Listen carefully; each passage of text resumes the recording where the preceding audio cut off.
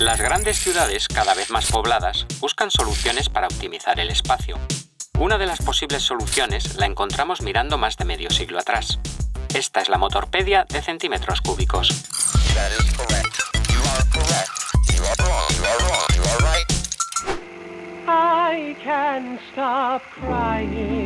Tras la Segunda Guerra Mundial, las ciudades e infraestructuras destruidas por los masivos bombardeos aéreos fueron renaciendo de sus escombros.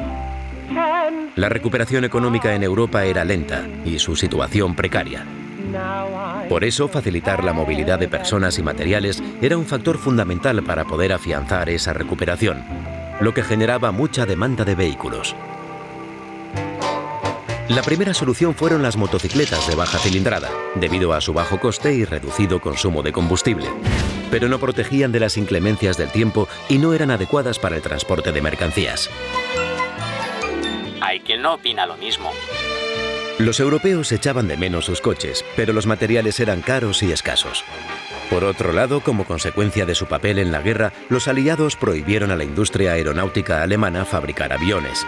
Pero, como se suele decir, la necesidad agudiza el ingenio. Y si algo había tras la guerra era ingenio. En esa coyuntura surge el concepto de microcoche. Creo que no es ese el concepto al que se refiere.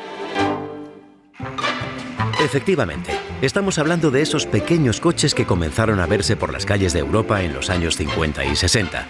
¿Y cuál es la relación de la industria aeronáutica con estos vehículos? Pues como no podían hacer aviones, muchos de esos fabricantes decidieron aplicar sus conocimientos e infraestructuras al desarrollo de los microcoches, y esto quedó reflejado en sus peculiares diseños y materiales utilizados. Hubo varias propuestas de microcoches, algunas dignas de estudio y otras quizá no tan dignas.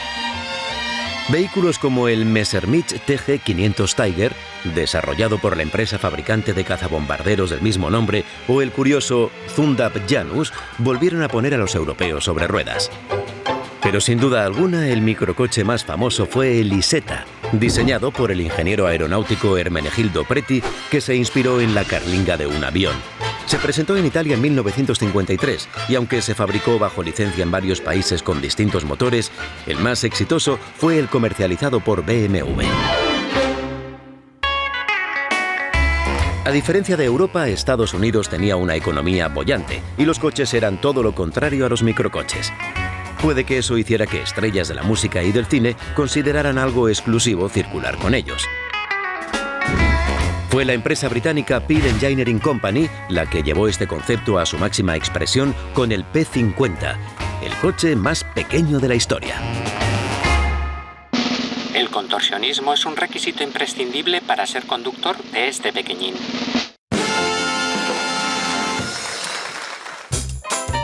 En España los microcoches también tuvieron mucho auge en los años 50 y el icónico B-Scooter fue sin duda el rey. Popularmente se le conocía como zapatilla. Su diseño, por llamarlo de alguna manera, era austero y los primeros modelos carecían de marcha atrás. Evolucionó hasta tener incluso una versión para el transporte de mercancías. La aparición del Seat 600 en 1957, como descendiente directo del Fiat 500 italiano, y el nacimiento pocos años después del Mini en Inglaterra, unido a la mejora en la economía de los europeos, terminó con ese corto reinado de los microcoches. Hoy en día, entre tantos nuevos objetos de movilidad urbana, vuelven los microcoches. Esta vez con diseños modernos, algunos incluso futuristas y otros claramente influenciados por sus pequeños antepasados.